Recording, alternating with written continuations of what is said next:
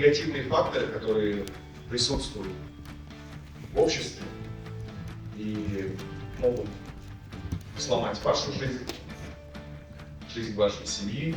Нам хотелось вас наградить этой грамотой. Сегодняшняя тема будет в виде профилактики, противодействию наркозависимости. Также я вам попытаюсь раскрыть тему, как продукты питания, которые обработанные продукты, газированные напитки, как они наносят урон нашему организму и как их минимизировать.